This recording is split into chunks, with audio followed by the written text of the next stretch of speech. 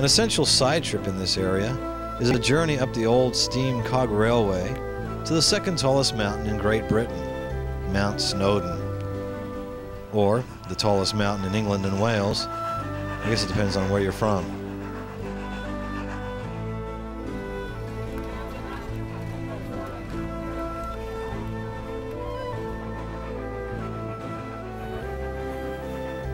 Of course, the weather the day I chose to go was just smashing. A very cozy ride, rubbing shoulders and other parts with your neighbors, yet you are treated to some magnificent views along the way, when the clouds part.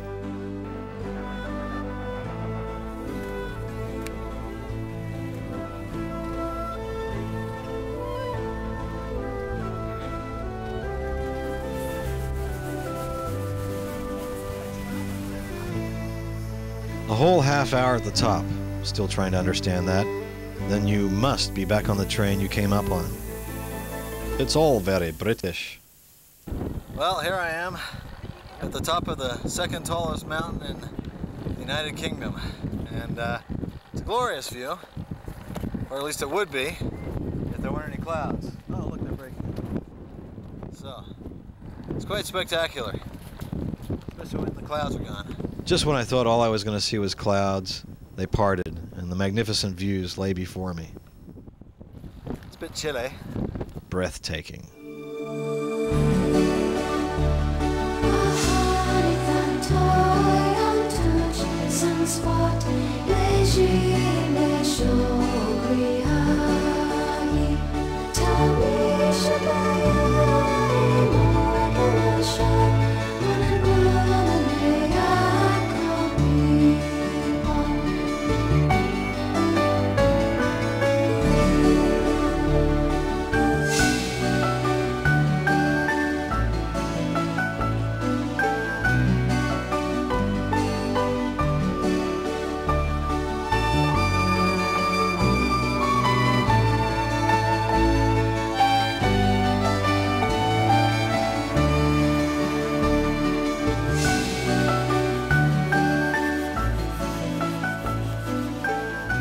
Back down the mountain we go.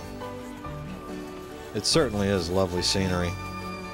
And as I look at those lucky folks hiking amongst it all, I wonder if I should get off and hike the rest of the way down. It can't be that hard. It's all downhill from here. I could probably jog, might even beat the train. I got off the train at the next station down from the summit because I was so tempted by the beautiful scenery, and the clouds had cleared, and well, I just couldn't resist. And you know how I'm always saying about those things you shouldn't probably do? Well, this is probably one of them, because I thought, yeah, the trail doesn't look that bad, and the weather's clearing. The weather had cleared, and then it uncleared. So I was walking in the rain, so I'm a little bit damp, and it's cold. It's not too cold. I don't think I'll suffer from hypothermia. But when the weather doesn't look too good, stay on the train. Well, the scenery is pretty nice. And you're not getting close to it. I can't see the train anymore. It just went around the corner. So I'm all by myself. Just me and the sheep. Yeah.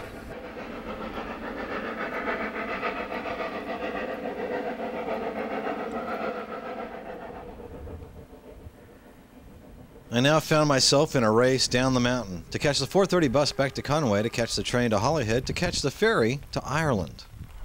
Well, today's been an interesting day, and part of that is because I'm standing here where I began this morning in Conway, Wales, instead of Dublin, Ireland. And the reason for that is because I failed to take any kind of preparations in calling and reserving accommodations for this evening in Ireland, and I even failed to book my ferry ticket.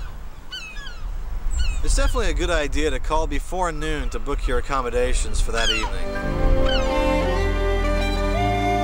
Last on my visit to Conway is its oldest house, built in 1300. I'd say the original owner definitely got their money's worth. Watching travel shows while I'm traveling. Alright, so after a long day on the trail, whoops.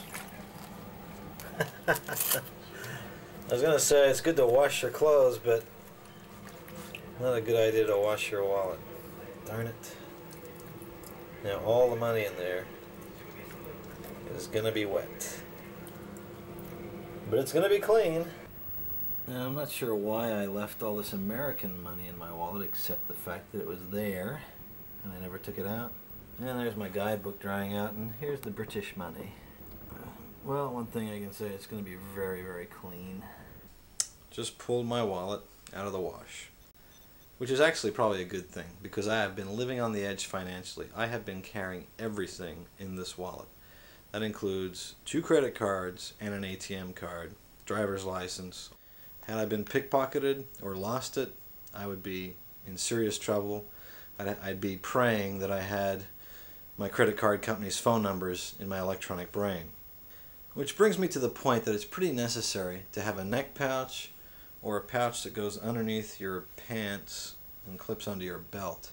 That way you can carry all the pertinent information, including your passport, which you should always carry with you at all times. But they're hidden away under your clothing so that people aren't going to be able to steal them. And then you use your wallet, or buy a cheap wallet, for just a day's worth of cash. An ATM card is very good because it allows you to carry just a small amount of cash at any one time. And as you progress through your travels, you go to the bank, and there are banks just about everywhere now, even in small towns, just about everywhere in Europe. And you can just withdraw enough for a couple of days. So if you lose that wallet or lose your money, you haven't lost everything. For £5 or £10 here in England, I can buy a phone card, and this allows me to call ahead, hopefully in the morning, to reserve where I'm going to stay that evening. If you wait till the afternoon or evening, you may arrive in the town and find everything's booked up. So, call ahead, buy a phone card, be a Boy Scout. After luxuriating in a healthy little sleep-in, I tried to get up, but every muscle was stiff from the race down Mount Snowdon the day before. It came time to catch the ferry to Ireland, so I hobbled down to the conveniently located train station, only 100 painful yards from my bed and breakfast. Most of the trains in England are really very nice. There's something about a train that makes me feel safe. It's like a home away from home. A cozy, warm place to retreat to from the unfamiliar world outside. All that worrying about booking a ferry passage was all for naught, and had my guidebook covered this part of the trip, which it didn't, it would have told me that reservations weren't necessary, at least this time of year. Okay, I'm going to use my phone card to try and reserve a room in Dublin.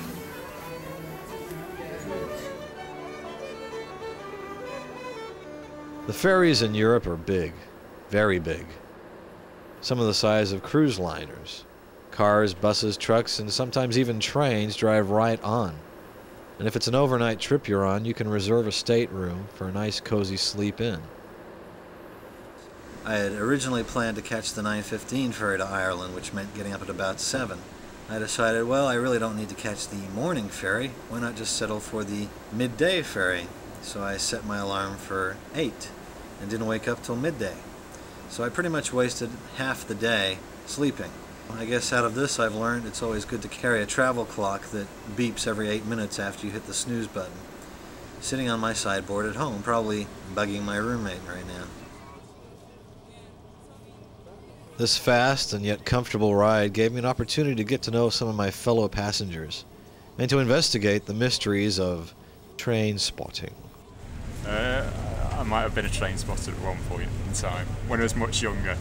Hold on a minute. Now, what is train spotting? It goes back to the days of steam, and my father told me he used to do this. He'd go out to the local train station or by the side of the track, and when a train came by, he would write down the locomotive's number. The goal was to acquire all the numbers of that particular model of locomotive. Maybe something to do, I think. And I don't know where it really started from, but it just to get you out of the house. And I also had some friends that did it, so it was like a bit of a group of us would go out on a Saturday or a Sunday and head out to a station and spot trains For how long? Maybe 8 hours or so.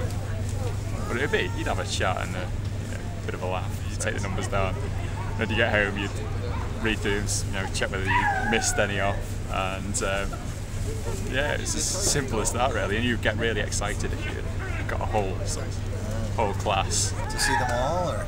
No, I did pretty well. When I gave it up, I must have had probably 90-95% of the stock that British Rail were running at that time. So, a bit of an anorak, definitely.